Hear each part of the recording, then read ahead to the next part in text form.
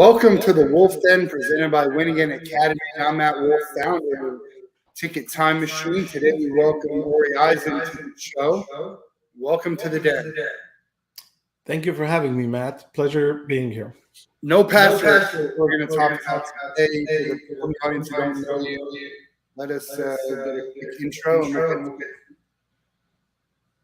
Wonderful. I want to start. I'll just tell people who you are and just a little bit about Trusona, and then we'll get to it. Wonderful. I've been now in the security industry over 20 years. Started working in banks, finding fraud, and then decided to start software companies that detect online fraud. I was very successful with my last company, 41st Parameter. It was acquired in 2013. And after that, I really had a period of time in my life where I wondered, what do I really want to be when I grow up?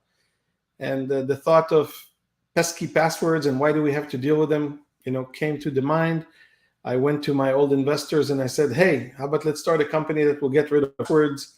Of course, they all laughed and said, we had passwords for the last 60 years. How are you going to get rid of them? And lo and behold, we're now 8 years into this journey here at Trusona. And we'll talk about it today, Matt, but literally every device of every listener of this podcast has a technology now that was there since last June. And slowly but surely, most websites you use will go to this technology to let you log in as opposed to using them in password. So we're definitely on the road to being having a passwordless internet. And Trusona is the pioneering leader of the space. So I met you, or was introduced to you by Frank Abagnale, and he said he's big on the trail about words. That was years ago. I had to take a guess. Years. No passwords, no physical digital. Not fully. There's let's say 90. Yes. Well, it's a very good question. I think if we're looking for complete abolition of passwords, that might take a long time because there's a lot of old systems and legacy systems that no one cares about. In contrast, if you think about Google, TikTok, brands that have already deployed this, Wayfair, they want consumers to simply slide into their account and out with a lot of security without the cognitive load of remembering username and passwords, because no one loves passwords, last I checked. So the question is, how fast can we get most consumers and day-to-day, logins to your bank, to your healthcare, to your insurance?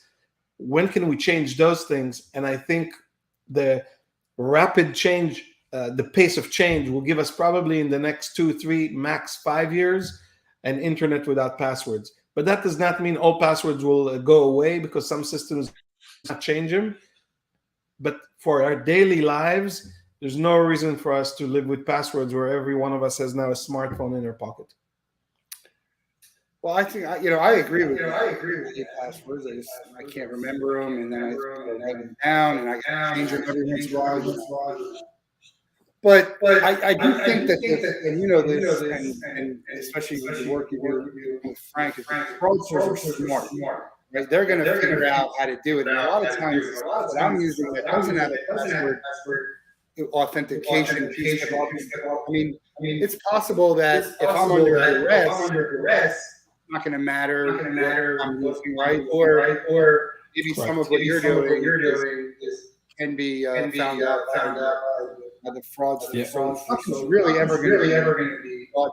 I mean, the people still have into the government who has security. Yeah, you're asking the right question, but if you don't mind, let's take a step back. I want to, if nothing else, educate the audience about how risk management is kind of taught and what risk managers do. And then you'll see that you're right. You're pointing to things that no technology can solve, but that is not what risk managers worry about. And we'll talk about why in a second. So let's go back in time a little bit. I used to be the head of risk at a very large credit card company. And there are many different kinds of fraud. Let me just enumerate some. If you just opened a credit card account and now we're mailing you the card, it could be stolen in the mail by the mail carrier, right? So that's one type of fraud. But as you'll see, it's very opportunistic because you don't know when the next person will get the card. You don't know which mailbox it's going to go to. So it's a crime of opportunity. Very similar to the next one where you just leave your card at a restaurant and someone picks it up. But that will never, Matt, bring down the house. Do you know why? Because you can't scale that up. You can't do that a million times a day. So those frauds you want to manage, control, but you don't lose sleep over them because they will not bring down the house. Right. Including what you said, duress, because you don't have 1,000 people being kidnapped today. It just doesn't happen. And Right. other things. The risk you want to control is the risk that you can scale up very easily and will bring down the house. Let's give some examples. If I send a phishing email to 1 million card members and I only need 1% of them to respond with their password, I now go into all these accounts and I clean them out. That will bring down the house. So if you analyze that risk and you see that the core issue is the fact that you use a password that unfortunately my mom needs to remember, and she'll give it to the next scammer. If we switch to passwordless and to this technology that requires your Face ID or Touch ID to invoke, you now can't send her an email and say, give me your password, because she has nothing to give you. That is why this technology is so important. It takes out the risks that you can scale up and will bring down the house, whether you're a credit card company, a bank, an airline that has points and people go in there to steal. That's what we're worried about, but not somebody holds you with a gun, because it's a crime that will happen, unfortunately, but you can't scale it up as a crime ring, and it's an opportunistic crime. So we don't worry about that as much. So I can log in from my Wells Fargo through my facial recognition. Yep. Is that the most popular and easiest, low-hanging fruit with regards to no password? It is the easiest thing to deploy to 4 billion people. That will work. Will not introduce you any new learning, because people hate to learn new stuff. And the key word, it's distributed. Let me explain. If I'm the head of risk at Wells Fargo, and let's just say somebody found a way to imitate your face on your phone, they just unlocked one account.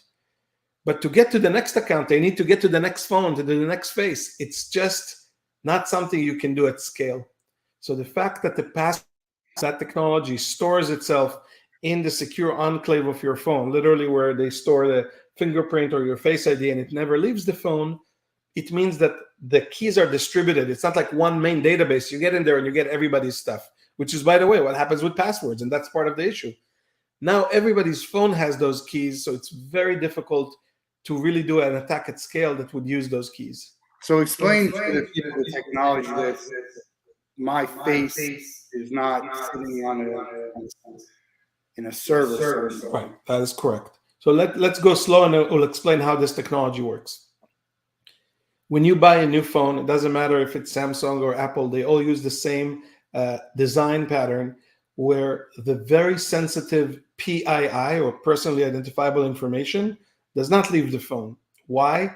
Because if we lived in a society where all those fingerprints or all those faces would be stored, let's just say in iCloud, that would paint the biggest target in the world on iCloud, and every hacker would just try to get in there because they know if they got your fingerprint, they can get to anything, right?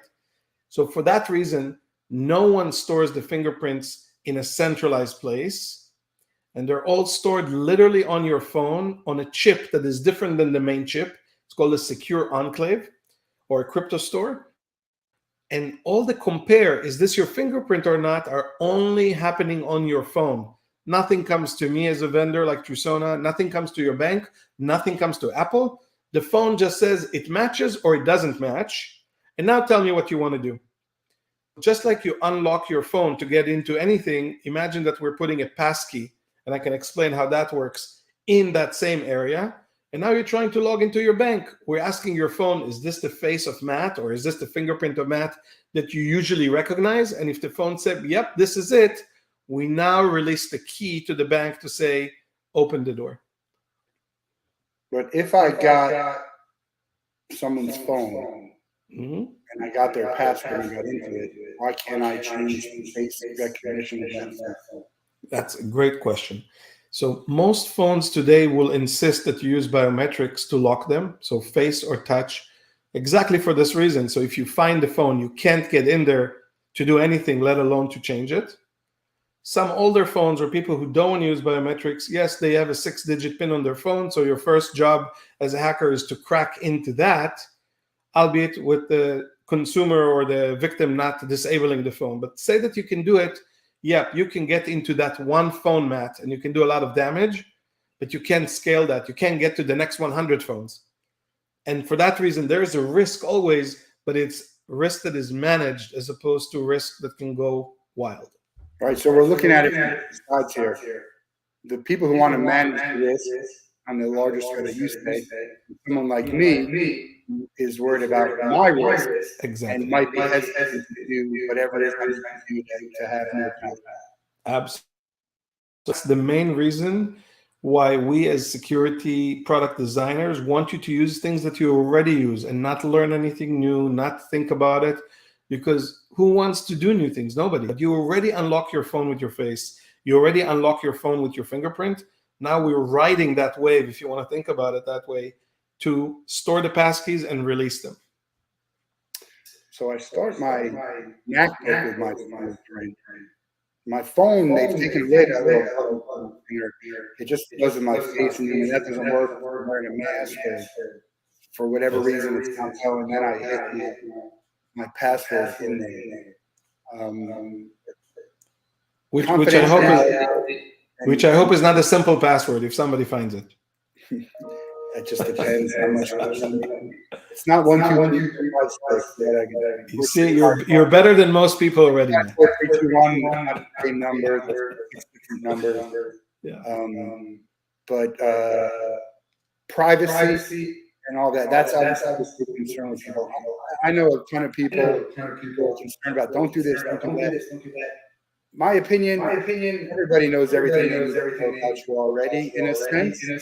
So I can't worry about that too much. But what do we say to the people who are worried about face identity, starts here now, in the field, or maybe else with this one, use that for admission and software like using your facial recognition? Yeah. What do you say to them? Yeah. Let's go slow. I'm going to give you the same advice I use, because you're right. You can't bring the horse back into the barn. As in, if you read about all the data breaches we already had as a society, you should assume by now, whether you know it or not, that some of your passwords have leaked. It's just nature of the beast. Something else is not real. So you can do a few things. One, just like you change oil in your car, right? Just like you go clean your teeth every so many months, right? Put a calendar note to say, change the important passwords of my life. What does that mean? You might not care about your Netflix password, because no damage will be inflicted to you, but your bank account, your credit card, Social Security, anything that you really care about, just go every 3 months and change it. Why? Because then it doesn't matter, Matt, if somebody has it. It's almost like you change the locks to your front door. Does it matter what old keys of the old lock are out there? You don't care.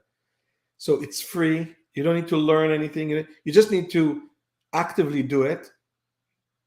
And I'm going to pause here, because most people will hear the words I just say and say, I'll never do that. And that's the issue. People say they're worried about their privacy, Matt, but they're not willing to do the very next thing to protect it. Let me explain a simple rule.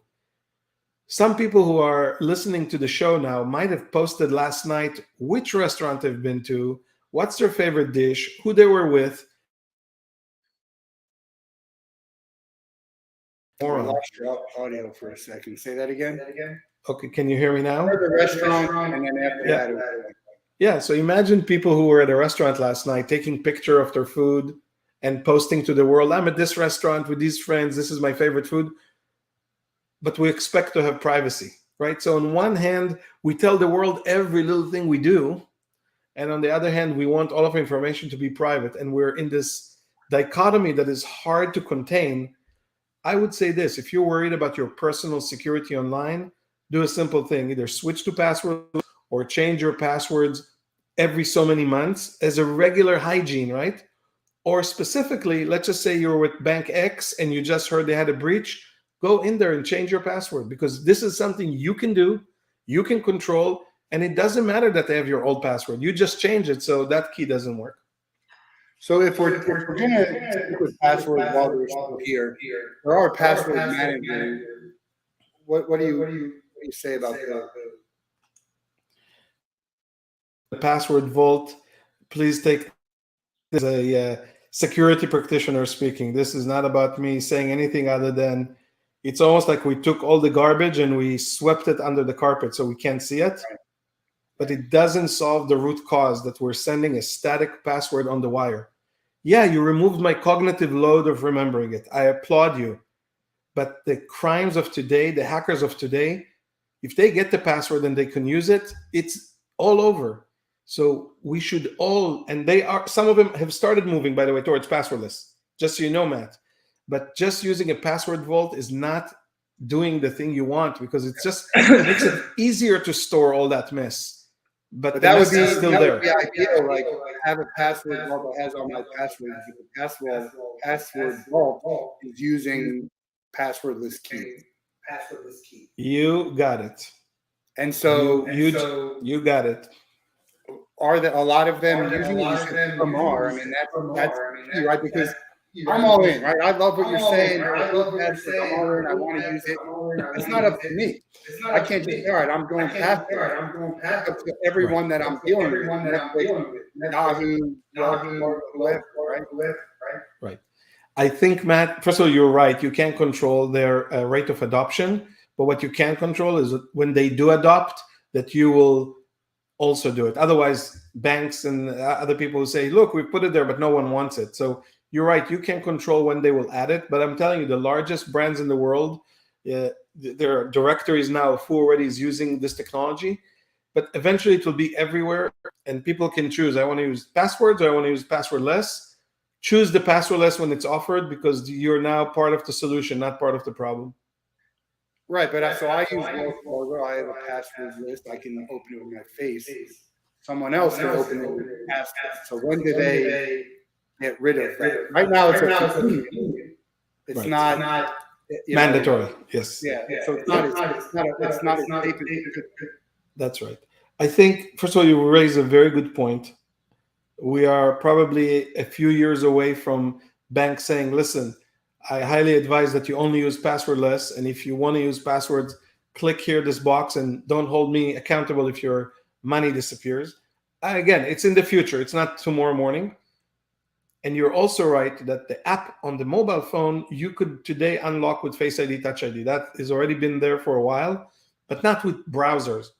The moment browsers will adopt passwordless, and now you can really see that 70, 80, 85, 90% of the people have that capability. I think many brands will move into, okay, I now want you to use this as your primary because it's better for you and better for us. I think it's just too early to expect it. This limbo period of offering password and passwordless, probably for a couple more years until it's so ubiquitous that you would kind of feel silly to use passwords because you don't like them to begin with. So what's the pushback? I think it's timing. So without saying anything controversial, if you're a large, I don't know, bank, and you have a budget of things you want to do this year, say, hey, let's do passwordless and it will give us these benefits. And the marketing guy says, hey, let's do a marketing campaign and it'll get us more revenue. Guess which department gets the budget? Well, cue the Jeopardy music. But the answer could be cost. I mean, it's timing, but that also involves cost. If we're talking about $10,000 or $100,000 or $1 million, the same fight is being done with wireless capabilities and venues. Correct. I think there is a movement going passwordless. I just don't think everybody have prioritized this. This year, we're going to do it no matter what. But when you see your next competitor doing it, the pressure will build there naturally. What I love is that Google already did it, Microsoft already did it, TikTok already did it. So very large people are deploying it to billions of users, and that will kind of cascade down to the smaller guys. TikTok does it? Yeah, you can, if you search news, TikTok and Passkeys, you'll see that about 5 weeks ago, they have added it to their login. But that involves someone. I'd have to log in. trying to log out of any of these things in my phone because of the password mostly, but mostly because it doesn't matter. It doesn't matter if it's open, but it's a cost. It's a prioritization. I mean, everything would cost money. The question is, where do I spend my money and time? But I do think there's no avoiding it. Every major brand will offer this. It's just that train has left the station. We're now in a race of who will introduce it first and will be seen as a thought leader and a cutting-edge technology in the market. And that's you guys. We help brands do it. Yeah. We have a system that if you want to start tomorrow, you can be ready tomorrow, as opposed to spend 6-9 months, a year of designing it and playing with it. We have a system that you can embed tomorrow morning. So they need into your website, like Trusona, or if they do them themselves. I say, why reinvent the wheel if someone else is already doing it? That's their expertise, because time and money they're using to spend. Right. Almost like building a metaverse, building a. Yeah, I mean, we all know how to change our oil, right? You go there, open this, but you'd rather go to Jiffy Lube, right, and pay $29. I don't know how to change my oil. I change my tire. Yeah. You want to hear something funny that I do every time my tire wears out? Please. I get the tires are on the jack and up and up and up. And probably 3 out of 4 times, I forget to loosen the thing before I put it up. And then I'm trying to open it when it's put. I'm like, I got to put the thing down. So, but tires I can do, oil I can do others, but I get the point. Got it. You guys have been around. Yeah, 8 years. Where are you compared to where you need to be? Is it more, hey, we have one, now we need to adapt, or we're still really looking at whatever we're doing? But is it more advanced, or is it more, let's get people to adapt? No, the development is mostly over and has been over for probably 2 years. Now it's all about distribution, marketing, and helping customers on board. So we're in projects with very large banks, states, governments, healthcare, iGaming players who really want to ditch passwords as soon as possible because it costs them a lot of money. No one likes it. It's a security hazard and so forth. So in the growth scale, we've been doubling our revenue quarter over quarter, Matt, which is really, really good for a company who is a startup, to kind of gain momentum. But we just are scratching the surface. There's 200 million websites that need to go passwordless, and we're now in the hundreds, not even in the thousands that have done it yet. So the market is huge in front of us. But a website, with a password with a website, so that's a Wells Fargo website, right? We look at that website, and every company generally has some do business with the website. Correct. So you're talking about correct. And you have to think about it 2 ways. There are consumer-facing websites. Think about a credit card company that has millions of cardholders. You want to go there and see your balance, so that can go passwordless. But also the employees of that company, when they log into their network in the morning, that can go passwordless as well, to be more secure and not have phishing attack and ransomware attack and all those things. So the market is kind of split into the employee login, and we are in the consumer side. If the password's the low-hanging fruit, and we take away the password's the low-hanging fruit, and we're going to try and go direct, to get the information. Is that? I'm not saying that's why we shouldn't do it. No. It's hard to think that fraud is going away. They're going to find next thing, the next thing. So I love that you ask it, because that's how risk managers think. What you just did is, okay, assume we fix this. Where's the next leak in the dam, right? You have to think about fraud as an air pocket. When you press it from one corner, it doesn't disappear. It just moves. It morphs. Why? Because the guys on the other side who commit fraud are not going to go. They're just going to find a different way. The good news here, Matt, is they will have to resort to tactics that are not scalable. So let's give two, then you'll see why that's actually very good news that they'll have to change. if today you can send 1 million emails saying, hey, I'm your bank and I need your password, and 1% of the people believe it and send it back, they have a very nice payday, okay? In a world of passwordless, they can send 1 million emails and let's just say nothing comes back, so we know that door is blocked. But is that the most, I mean, you're seeing the highest amount of online fraud? It is the highest yield because the least amount of work for the perpetrator and the highest amount of money you can get. But if we're talking about the percentage of the act of fraud, it's not a high number. No, it's not a high number. But the next one is harder to do, which is spear phishing. That I need to, let's just say you were a Steven Spielberg type. I need to study you, your habits, your date of birth. I need to now really spend time on you to fool your bank and everything else. The good news is that that's not scalable. You can't do that to 1 million people a day.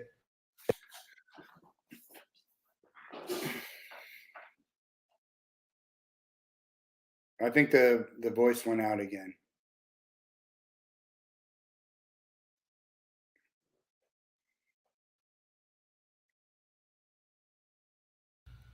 How about now?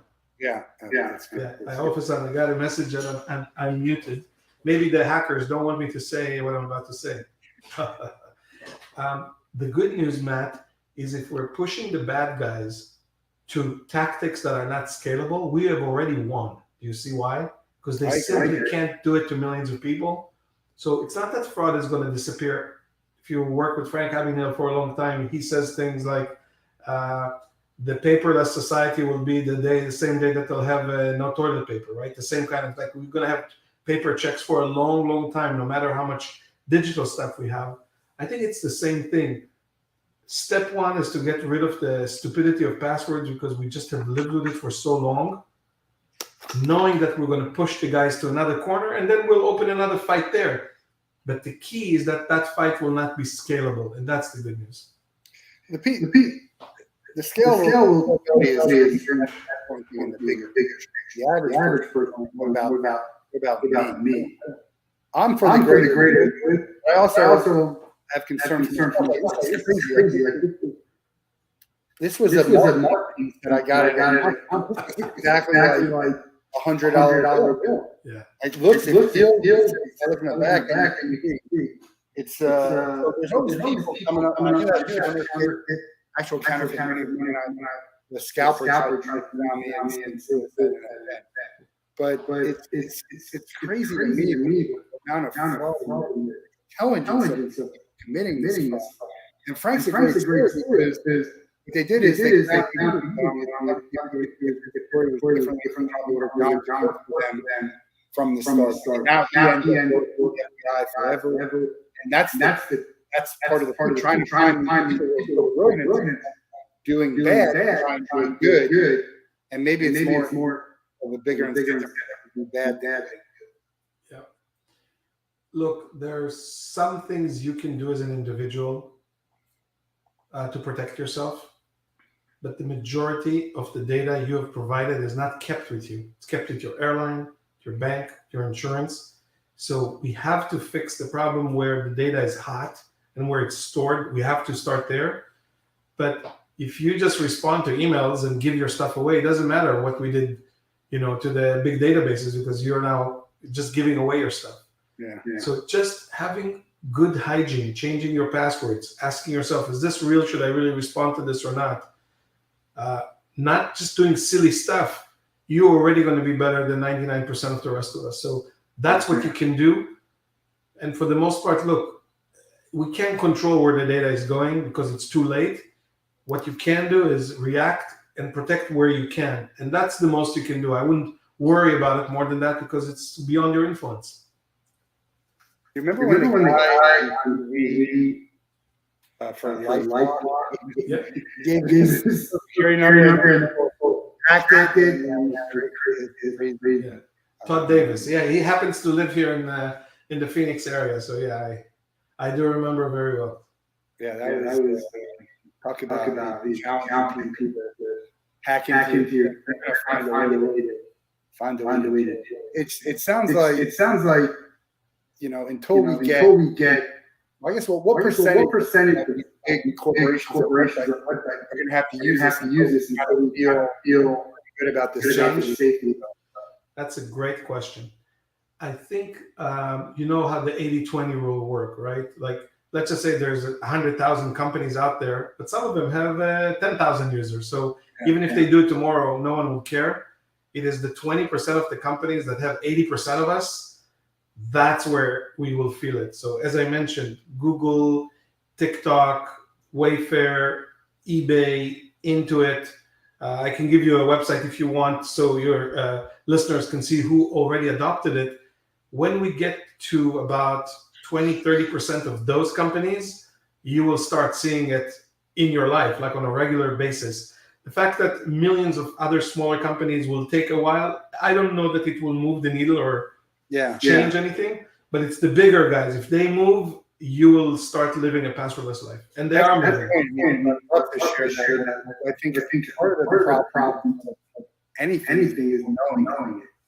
Like I didn't know that again. I don't know maybe why, but people would like to use it more for adapting to get other people to say, hey, 75 sign up for this.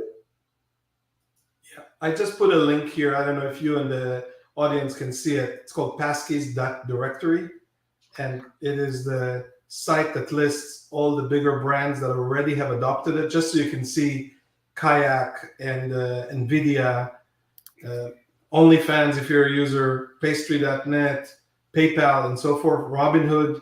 So Shopify, you can see Trusona, of course, is there with our solution. I don't have that.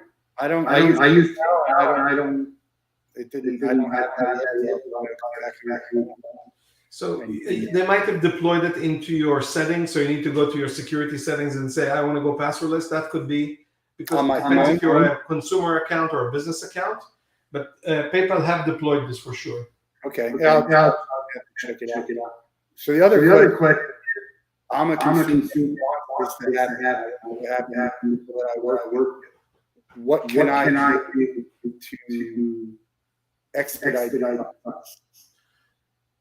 When you call customer service next, any one of your services, at the end of that call and say, and by the way, when are you going passwordless? It's almost like the MTV. Remember that campaign, I want my MTV? Yeah.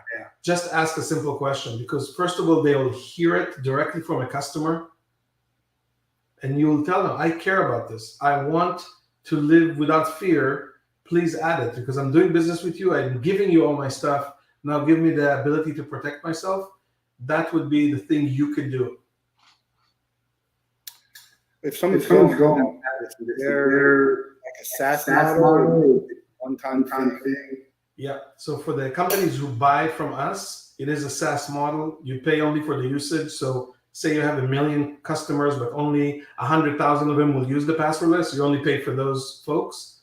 And you can either get it as a kind of served from the cloud, all packaged up. You don't need to do anything. Just put us on your website, or you buy SDKs and APIs and you work with us to implement it. Either way works, depending on the size company and how fast you want to get to the value. And both are options, but it is a SaaS model. And obviously, our website based on the number of people using it. Correct. So if you're a smaller outfit, you just pay less because you have less identities or less users. If you're a bigger one, you clearly give discounts for tiered volumes. But cost, Matt, is not the reason why people don't adopt this. Let me just put it this way. It's not cost prohibitive.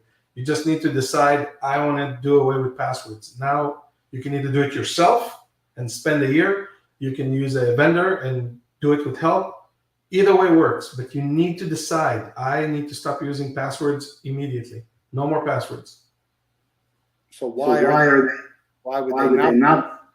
As I said, some competing priorities at companies are about marketing and sales because it's more important for the top line revenue. Adding passkeys is a great thing. It might actually save a lot of expenses. For example, if you send today SMS, OTP, those 6-digit things you get on your phone, that costs money.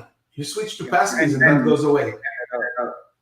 Right? So it's just prioritization of what benefit will a company get by getting passkeys deployed or another marketing campaign. But at the end of the day, everybody will do it. So if it's not this year, it's next year. I just see the results from all of our customers of the increased better UX, less security issues because there's nothing to steal, and the costs. It's a no-brainer. So I use QuickBooks to log in password. I put in that code to my phone. Better than a password, but yeah. So those are called authenticator apps. They're based on what's called it's the TOTP protocol. But remember, you need to think to type from here to go from there. With Passkeys, you just look at the phone or look at the screen or use your finger. That's it. There's nothing to type. There's no code to change. So yes, TOTPs are better than a static passwords, hands down. But what would you rather do? I'm hearing the Mac. Yeah. So I have a Mac right here, and on the upper right corner in this model, it's a MacBook Air. There's a fingerprint reader, and I can tie my passkeys to that. But the lid needs to be open for me to use my finger to unlock. Right. I have that. That's my mobile, but I'm talking about on my desk screen here. Yeah. So if you wanted to use it not on your mobile, on your desk, then you'll have to open the lid and expose that, because the beauty of the security of Passkeys, it would only work with something that is on the motherboard as opposed to something just on the screen. That's a Mac. That's a portable laptop. I'm talking about a desktop PC Mac. I'm looking to right now. Yeah. So if it's a desktop, either you'll have to get a camera that is approved to read your face. That's option one. Or you'll have to get a fingerprint reader. That is for the desktop. So I right now probably don't have the hardware. Unless you have a phone. And then what you can do is kind of scan a QR on the screen in front of you. And on your phone, you'll have your passkey to release it. Make sense? You kind of transfer the session. Barrier entry two for who want anytime I use this desktop, I hate using everything. But sometimes I have to. I was on flight trying to use Salesforce, and it made me upset. There was no other option. I couldn't get that code. I know. I definitely know when you fly. That's why we have solutions that are either working online or offline. But yeah, to use passkeys, there's no other way. You need to use that chip I talked about before, because otherwise we will store it in a place that hackers will get to. So what have we done? Nothing. So you might need to get newer hardware to do that on a desktop or on the phone, or you'll have to wait. Well, what do you think that? What is that called? Me. Well, that means you're in the middle of the road. You're not on the cutting edge of technology, but you're not a complete laggard, because your phone has this technology, I'm sure. Yeah. So if you're willing to scan a QR on the screen in front of you, or get what's called an email OTP, we send you a code through an email, that could work. It's still without a password, but not as elegant as using biometrics. Right. I mean, that's what Netflix does, or all these streaming. I give you a code, and then starts to work. It's not terrible. I mean, not a lot. Yeah. Even if I'm working. You have to think about it this way. Anything that is not a static password is already better. Anything. Yeah. No, I agree with that. But that could be again, that's a where it's not smooth that just on your phone, the people. I'm sure what number of people actually use their phone, that type of stuff, and how many a tablet or a PC. I think for the most part, mobile traffic has surpassed desktops, I think 4 years ago, when you look at web traffic, because we are more mobile. That doesn't mean you don't have a lot of desktop, but you have more mobile. And once we get passwordless covered there, you have 60% of the traffic covered. Then every year when new hardware comes out, it will already have those biometric readers, because the hardware manufacturers also want you to move to passwordless. So as you can see, as we go into the future, it will be easier and easier to do. We're now in that limbo state of the technology is introduced, and now we're in a race to put it in. So yes, there's always going to be 8% of people who are not ready for it yet. You're a technology. I always think when we watch movies, Back to the Future and all the it always surprises me that not further along with a whole lot of things in movies or ideas. But yet we have, I mean, some of the incredible stuff you can do on the phone, the air, and for as little as you have, like the headphone, I mean, it's crazy. But are you surprised that we're not further along in some other movie technology type stuff? I see it slightly differently, Matt. I think we are, just you don't see it. So let's talk about that. I assume you've heard about the work that Google is doing with quantum computing. Sounds familiar.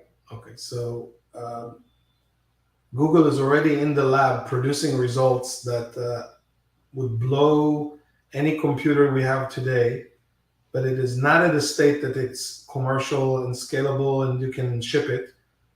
But just to give you an example, if you look at modern security that is based on public and private keys, the whole game is to find very, very large numbers that are called primes, multiply them, and get to some humongous number that it will take 100 years for our average computer to find out what two numbers multiplied made you. Okay, that's how the whole thing works. When you let a quantum computer solve that, because it can generate all these states instantaneously, you're not talking about minutes, not 100 years. So governments, companies like Google, even Tesla now is building one of the largest computer installations in the world with 100 NVIDIA chips, or 10,000 rather. They are already doing in the lab, Matt, the things you see in the movies. It's just that it's not ready for mass consumption. So we're talking about like flyers, flying jets, robots. They all exist. It's just they're not mass consumed. I just spoke to a guy who has a company in Florida that makes flying cars, and they're already flying. No, I know. You can put pause on. Yeah, absolutely. Certain height that they do, and it's pretty interesting. Right. You know the saying, the future is already here. It's just not well distributed. But that's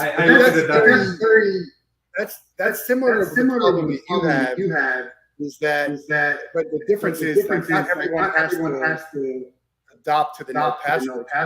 Like in order to have this flying thing, there's got to be areas different from everything else. So that's difficulty of scaling. That's sort of what I have in mind.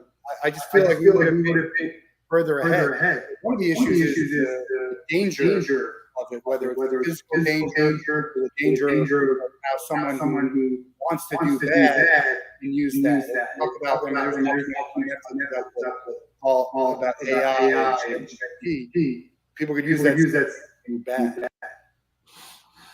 Yeah, it will take some time. As you know, we need governments to FAA and other things to control these things, so you don't have everybody and their mother flying at the same time without any kind of rules of the road. If you know, when cars were introduced, there were no street signs, and there were a zillion accidents, right? I think we are on the path. Yeah, is it slower than we were hoping? I guess so. But overall, the changes we will see in the next 20 years, Matt, will eclipse what we saw in the last 2,000 years. That's how fast this is moving. I mean, COVID has taught us technology advanced fairly quickly. And you know, it's more of like this way technology anyway. Talk about 20 years from now. So when I was in college, no one used it. People, right? Yes.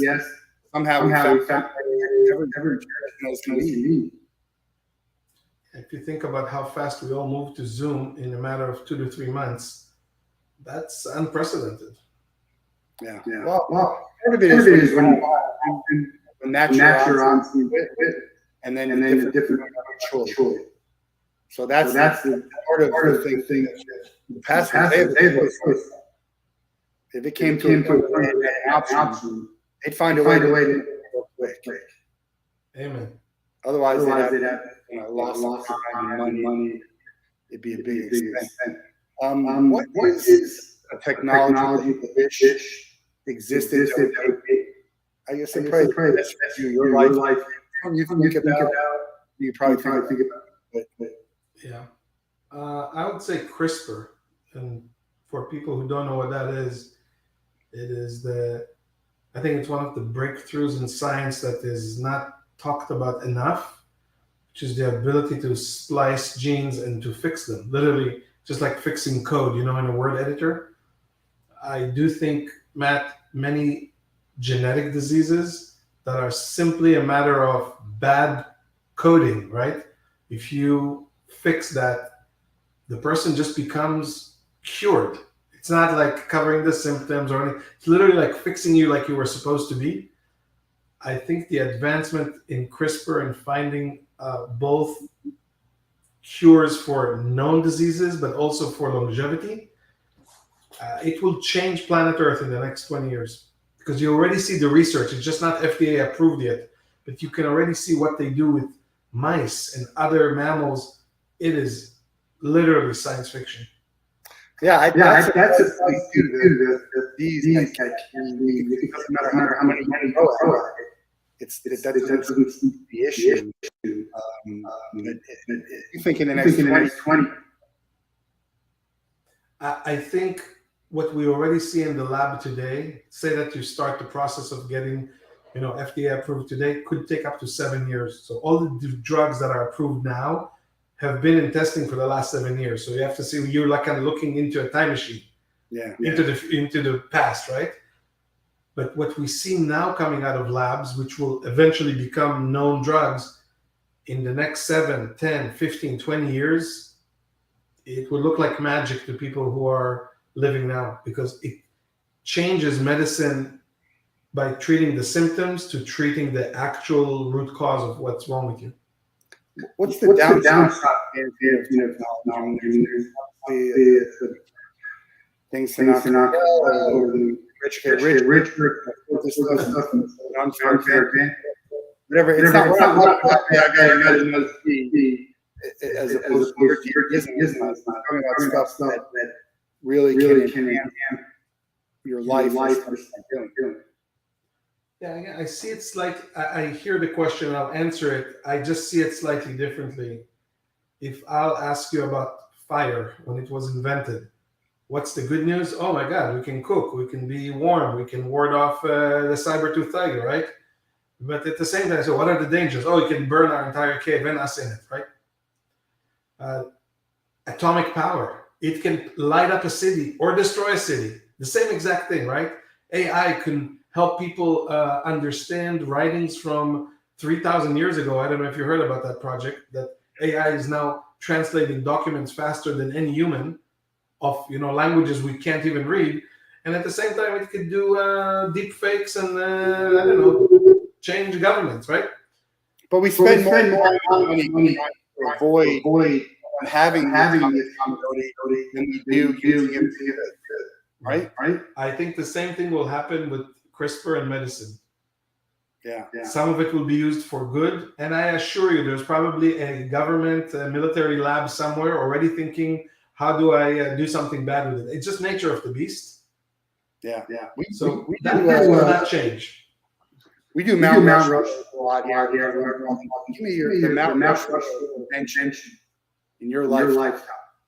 Obviously, that already exists, or that I want to see happen. Which one? Something that's whatever invention that have been the greatest invention in the world. Ever? I'd say the World Wide Web, and I think it's the sum of the ambition of humanity. Because it democratized the world in one generation, and it's something.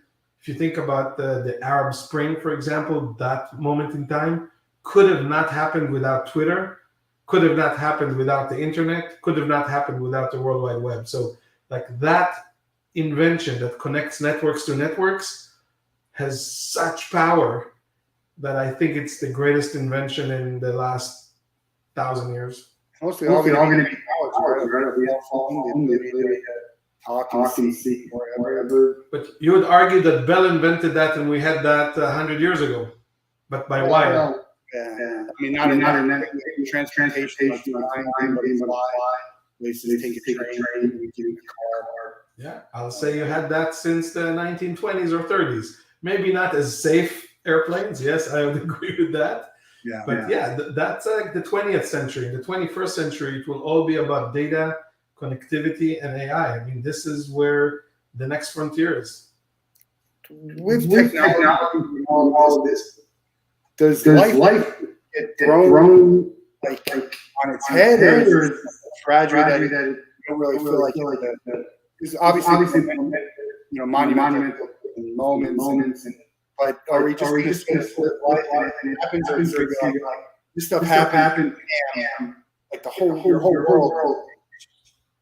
Yeah, I think if you look at history, the Industrial Revolution, just as an example, or the Stone Revolution, the Iron Age, you can see that hindsight. You can see how those changes manifested themselves into a whole new world, and we are now living through the change. So it's just difficult to see, But when you look at it as a strobe light, 50 years from now and 100, you will see that in the late 80s, early 90s, when the PC was invented and the web was invented, and you tied both of them together, something so much bigger happened that we are living through the change. So it's hard for us to see it. A fish in water doesn't know what water is.